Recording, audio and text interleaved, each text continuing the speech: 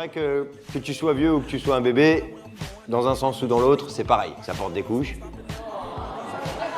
Ouais, c'est tout fripé, hein. Une chico sur deux.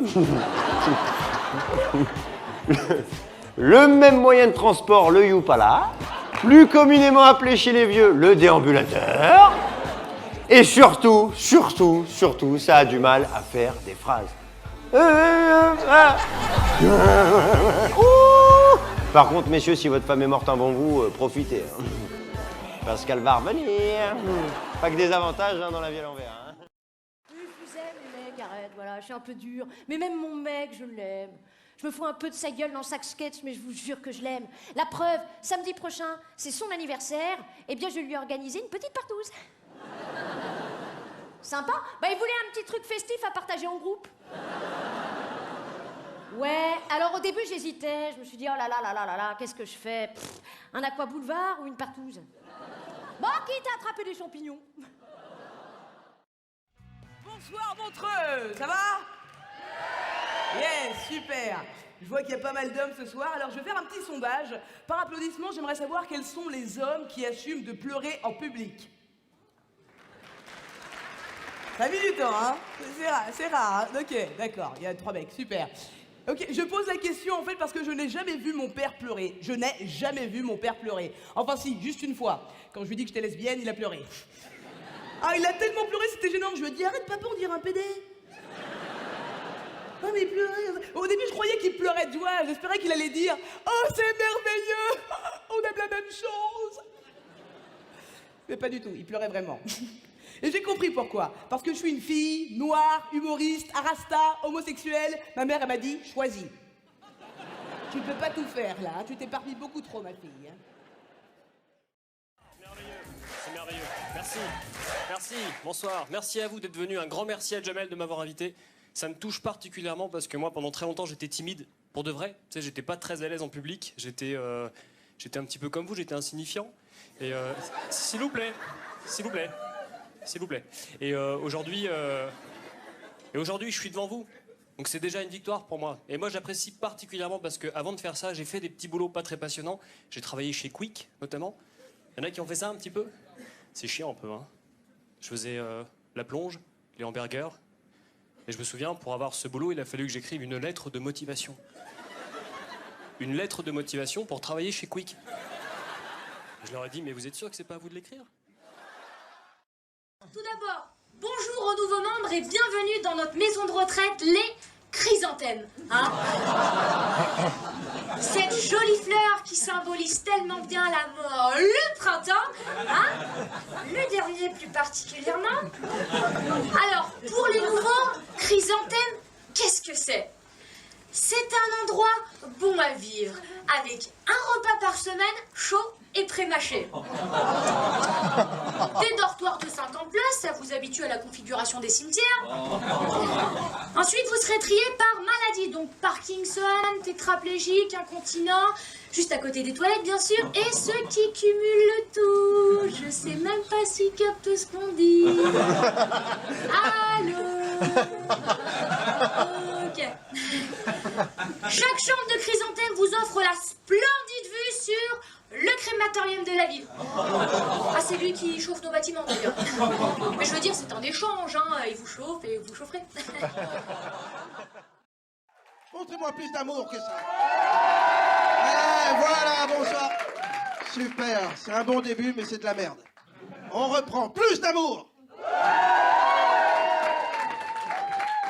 Ça va, vous foutez pas de ma gueule non plus. Bonsoir à tous, mon nom est Cody. Alors si je devais me résumer en un mot, je dirais 31. En 2 mots, 31 cm. Attention, hein, 31 cm de bonheur.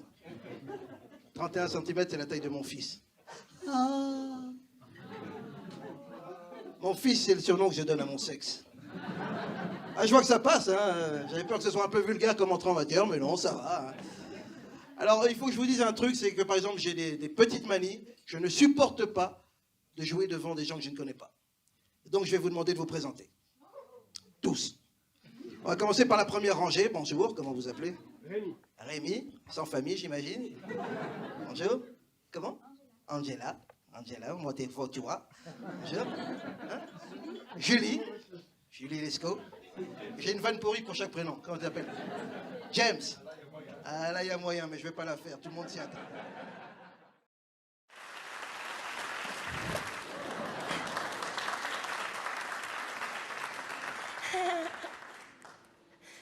Ah merde. Monsieur Bernard Martin, je suis votre avocate commise d'office. Nous nous sommes vus tout à l'heure. Le juge souhaite que nous plaidions tout de suite, alors je vous demanderai de vous en tenir au strict minimum. Vous ne regardez pas la plaignante, vous répondez par oui ou par non, et si on vous demande si vous avez quelque chose à ajouter, vous dites que vous êtes désolé. Allô, qu'est-ce qu'il a? Il est bourré? Il est muet? Il est sourd? Comment ça se passe? Bon, t'as pas l'air d'avoir compris, donc je te réexplique. Je suis la seule pauvre connasse disponible pour plaider ton affaire de merde. Je vais te payer au lance-pierre pour te sauver les fesses. Donc on va faire simple et rapide, parce que moi, à 22h, j'ai un rendez-vous de la plus haute importance avec un mec après lequel je cours depuis plus de 6 mois, et ça fait plus du double qu'on ne m'a pas touché. Bonsoir. Ça va, ça fait plaisir. Putain, il y a plein de monde. Ça fait plaisir. Voilà, alors je m'appelle JB, bonsoir à tous. Voilà, on a chacun des grandes spécialités dans l'humour, et en fait, moi, mon grand truc, c'est que je fais des bruitages, voilà. Voilà, c'est pas formidable, merci madame. Effectivement, alors, ce qu'il y a de bien, tu vois, quand on fait des bruitages, c'est qu'on peut faire plein d'entrées de scènes différentes. Par exemple, on peut transformer la scène, là, on fait une entrée comme si on était dans un film de flic.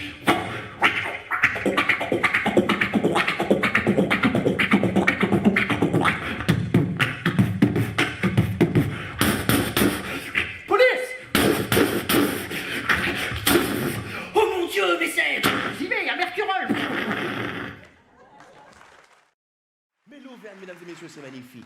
Oh, ces étendues de rien. Ce vide panoramique où même le mouvement d'un ver de terre provoque des échos. Moi, la chose la plus merveilleuse que je vous souhaite de vivre au moins une fois dans votre vie, c'est de tomber en panne au fin fond de l'Auvergne en pleine nuit. Quelle aventure magnifique vous allez vivre. D'abord, il va vous falloir marcher 10, 20, 30 kilomètres avant de trouver un être vivant capable de vous aider. Alors naturellement, vous allez aller frapper chez le premier des paysans, qui d'abord porte très bien son nom, car il va vous ouvrir la porte sur laquelle aura été préalablement crucifié un hibou. Et il va vous répondre avec cet humour atypique, cet humour légendaire des paysans auvergnats. L'accident.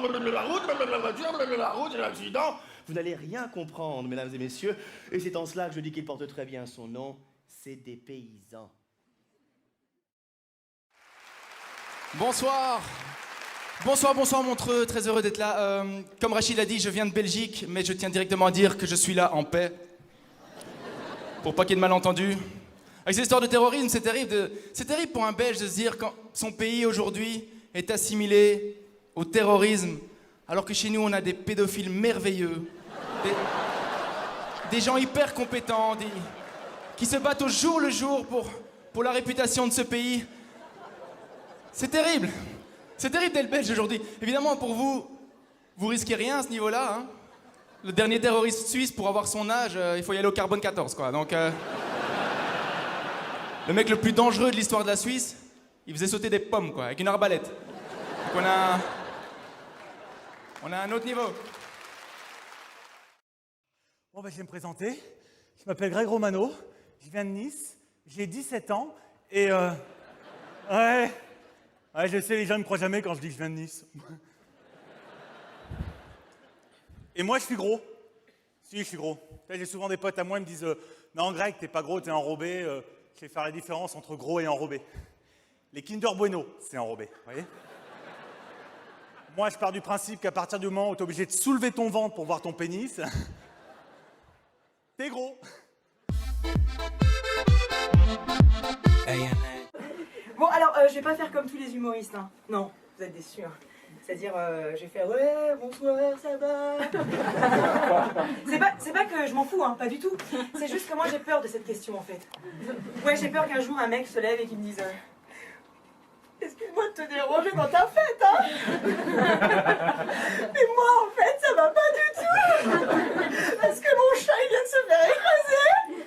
En plus, il s'appelait Compote. Du coup, je pose pas cette question. Non, petite précision, hein, je vous vois. Tous. Hein, voilà, tous. Vraiment, je vous vois tous, même au fond. Bonjour. Hein? Ouais, parce que je sais pas si vous êtes comme moi. Et moi, quand je vais voir un spectacle ou un concert, je me pose toujours cette question-là. Il me voit ou il me voit pas, lui? Ouais. Et de là, en fait, s'ensuit un gros film à la Spielberg, hein, du genre... Les filles, il est amoureux de moi. Bah si, il m'a regardé 3 fois, je veux dire. Alors que pas du tout, en fait. Hein. Alors que moi, je vous vois tous. Bonjour. Il y a beaucoup de filles dans la salle, hein? Ouais. Est-ce qu'il y a des filles qui ont des chats qui s'appellent Compote? Non? Ça va, les filles?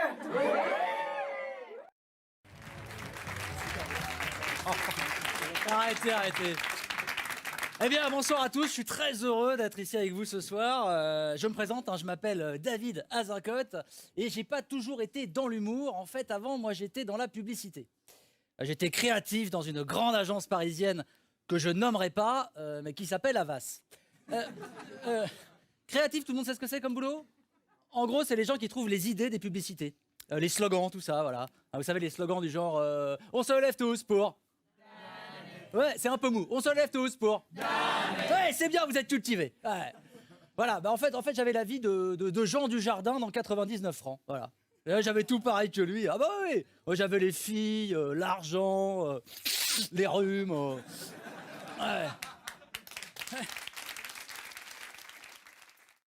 J'ai même rencontré ma femme aux États-Unis il y a 2 ans et je peux vous dire que quand tu rencontres une femme aux États-Unis, il y a un côté magique. Donc, c'est pas même DSK pourra vous le dire. Hein. Alors moi, c'était pas dans un Sofitel, c'était sur la route 66. Vous connaissez la route 66 entre New York et Champigny-sur-Marne. Alors, j'étais dans ma voiture. Alors forcément, j'ai une voiture américaine. J'ai une Super 5 de chez Renault. Et donc là-bas, au loin, il y avait ma femme, Louviana. Elle était sur son petit vélo, Louviana. Et je peux vous dire que quand elle a vu ma voiture, j'ai pas vu son vélo. Hein.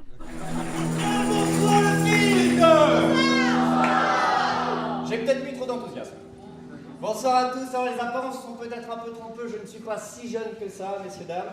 Même si j'ai su rester un grand enfant très longtemps, je suis resté dans l'imaginaire de l'enfance très longtemps. Jusqu'il y a encore très peu, j'étais persuadé assez naïvement que les petites filles naissaient dans des roses, que les petits garçons naissaient dans des choux, que les petits roux naissaient dans des éponges un peu dégueulasses. J'ai mal vieilli, j'avais pas les bons réflexes, j'ai pas eu les codes si vous voulez. Pas plus tard qu'il y a quelques mois, une anecdote toute con, je suis en voiture, route de campagne. Là, je vois le truc, ah c'est bête, un arbre, une voiture, bim. Les secours sont pas là, moi je suis citoyen, je m'arrête, je vais voir ce qui se passe, et là le gars, on sent une sorte de puzzle, il avait la jambe dans ce que j'ai cru être la boîte à gants. Là je me retourne, je vois toujours pas les secours, je pense avoir le bon réflexe. Bisous magique. Il est mort.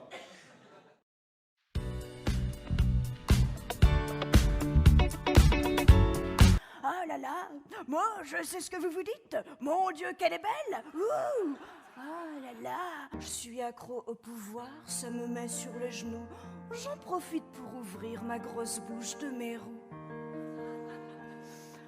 Je veux bien être Faust Flamby, ça me changera du nain. Flamby, ça me fait pas peur, j'ai avalé plus mou. Si je m'étais mariée avec Jeanne Moreau et que ma voix s'était mise de plus en plus à ressembler à la sienne, eh ben j'aurais terminé avec la voix de Marge Simpson. Tu m'y connais un accent, hein, je suis marseillaise. J'ai pas l'accent. La colère, je peux tout jouer, tout. Ah, je suis en colère. Je suis en colère parce que quand tu veux faire rire, l'accent marseillais se suffit à lui-même. Ah oui, tu n'as pas besoin d'écrire de texte quand t'as l'accent marseillais. Avec un point S, pas de stress. Voyez-vous, ricaner alors que le texte, quand même. En revanche, il y a des accents qui vont pas du tout avec certains jobs. Pas du tout. Bon bah déjà, bonjour madame. Ouais, je suis votre nouveau gynécologue, qu'est-ce qui se passe? Installez-vous dans le fauteuil. Enfoncez-vous bien profond dans les étriers. Dans un premier temps, je vais introduire le spéculum à l'intérieur de votre intimité. Vas-y, fais pas ta farouche, que tu me prends la tête bouffonne, j'arrive pas à voir ta teucha, en vérité, je vais te retourner la tête. Oula, t'as fait ton time, toi, hein? Y a du monde qui a visité ta cave. Je vais même te dire, on a squatté ton garage. j'ai grandi en banlieue parisienne. Mais c'était pas les banlieues parisiennes que vous voyez à la télé, tu sais, avec des arrestations musclées, tu sais, des flics qui défoncent les portes, genre ferme ta gueule, le mec en caleçon. Moi, c'était juste des pavillons au milieu d'un champ. Du coup, j'ai pas grand chose à raconter. Une fois, on allait au bowling. Voilà. C'était pas une enfance très difficile. Il y a pas longtemps, il y a un ami d'enfance qui m'a rajouté sur Facebook. Et j'étais en primaire avec lui, ça faisait 15 ans qu'on s'était pas parlé, ça m'a fait trop plaisir. On s'est échangé quelques messages, genre ouais, qu'est-ce que tu deviens et tout. Trop content. Et au bout du 4e message, il me fait, au fait, Adrien, où en es-tu avec ta spiritualité?